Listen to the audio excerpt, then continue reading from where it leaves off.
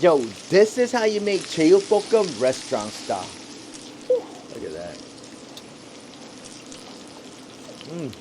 Let's go. So Jeyuk Bokkeum is literally one of my favorite recipes. So in Korea, they say this is the top 3 dishes that all Korean men love. Do you like Jeyuk Bokkeum? Yeah. Do you love Jeyuk Bokkeum? No. Let's see, he's not a real man. What? All right, anyway, so we're gonna get right into it, okay? Make sure you watch it till the end for the nacho video. All right, so let's get right into it. So first thing first, we're gonna make the sauce. So here goes 2 tablespoons of gochujang, aka pepper paste. Boom, boom. All right, tablespoon of pepper flakes and a tablespoon of pepper powder. A lot of people ask, hey, I don't have pepper powder, what do I do? Just go with 2 tablespoons of pepper flakes then. That works as well too. All right, and we're gonna go 2 tablespoons of mirin. Boom. Wow. 1.5 tablespoons of corn syrup. Just like that. All right, a little bit of black pepper. And here's my secret to my Jeyuk Bokkeum. Pineapple juice and apple juice. Say what? Trust me on it. Yeah, how long I've been testing this recipe for? Really long time. Yeah, and this is the secret right here. All right, 2 tablespoons of pineapple juice and a tablespoon of apple juice. If you're wondering how I'm mixing this with my 2 hands right now. All right, we're gonna give that a nice little mix. Telling you guys, this is the game changer. Like, you ever eat like naengmyeon and you're like, ooh, what's that refreshing taste, you know? That's what this does. All right, 1 tablespoon of garlic and a tablespoon of sesame oil. Lastly, a tablespoon of oyster sauce. Bing, bing, bing, bing, bing, bing.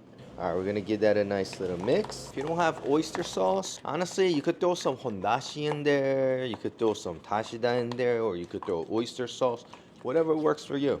So here goes 600 grams of pork shoulder butt. Where's pork shoulder butt? Is it in the shoulder or is it in the butt? Butt.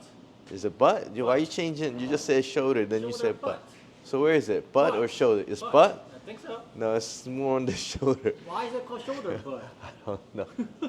All right, so 600 grams of pork right here. It's gonna be a different style of marinating, okay? Something quick. It's super important to have thinly sliced pork. This is how we have it at our restaurant. You see how thin that is? It just doesn't taste good when it's thick. All right, so 1 tablespoon of sugar and 2 tablespoons of soy sauce. Just like that. Gloves on. And we're gonna give that a nice little mix. Just like that. Preferably, it's good to have it sit for like an hour, but who got time for that? Because we're trying to get out of here in 30 minutes. All right, so high heat, splash of oil. All right, so we're gonna throw in the pork. Honestly, at the restaurant, instead of having the garlic in there, I personally like to throw the garlic into the oil. Like a pagirim garlic oil. Gives it a nice little nutty flavor. You're supposed to cook the garlic with the pork, but I'm just showing you guys how to make the simple sauce. You could throw the garlic in here, but it tastes better, you know, cooking the garlic with the pork like this.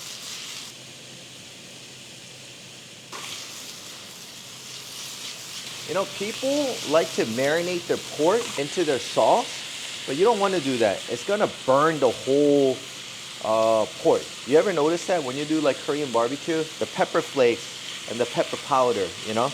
It burns so much faster. So what you want to do is you want to cook it at least halfway through, then throw in the sauce. Do you know what I mean? All right, so now we're going to throw in all the sauce in. Let's go.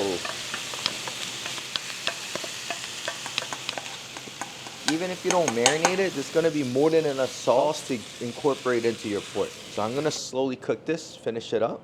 All right, so 100 grams of onion, 4 scallions, which comes about to 40 grams. Slice that right through. Boom. Bop. Bop. My mom always saved this part. Some people save it to regrow their scallion, but my mom actually makes like panchan with this. All right, so that's it with the vegetables. All right, so I'm gonna throw in my onions. Boom. Throw my pork on top, let the onion cook. Make sure your pork is all bite-sized. All right, so now I'm gonna throw in my scallions, like that. And if you want to step it up a notch, make sure to add some jalapeno into it. How much jalapeno? Just like 5-6 pieces, okay? It's gonna be mad spicy, man. And lastly, a tablespoon of sesame seed. Crush that. Gives that nice nutty flavor.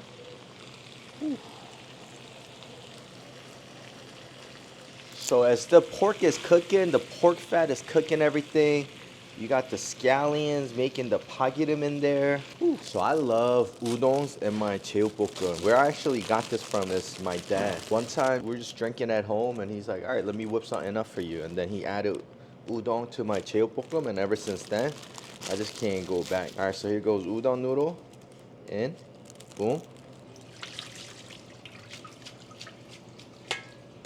Alright, we're gonna let that dry. Boom. Alright, and this is how we plate it to our customers.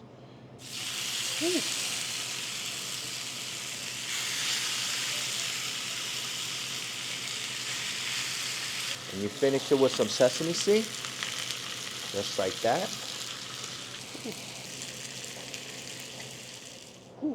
It's still sizzling too.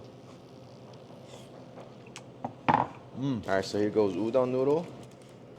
Throw my pork. You see how this burnt right here? You see that? So that's what would happen if you marinate the pork and then grill it. It just burns right away. Like it's only been on the sizzle pan for how long, right? Not so long, you know?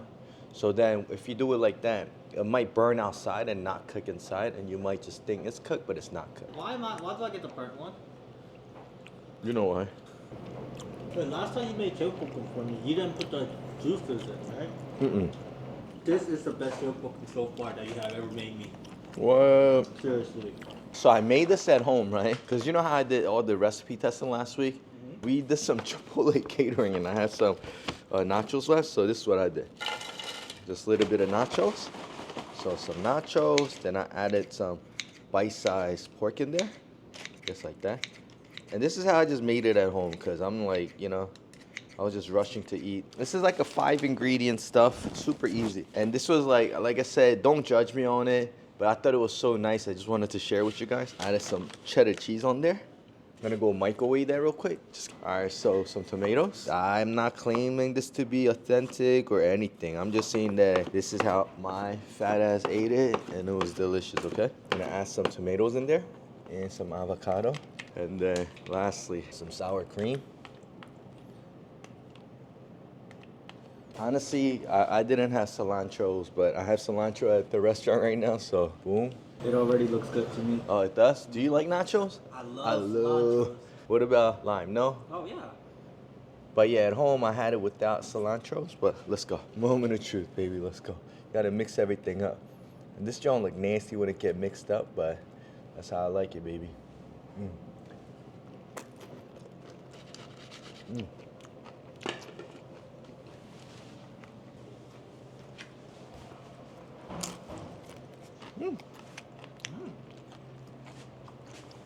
You really like it? Yeah.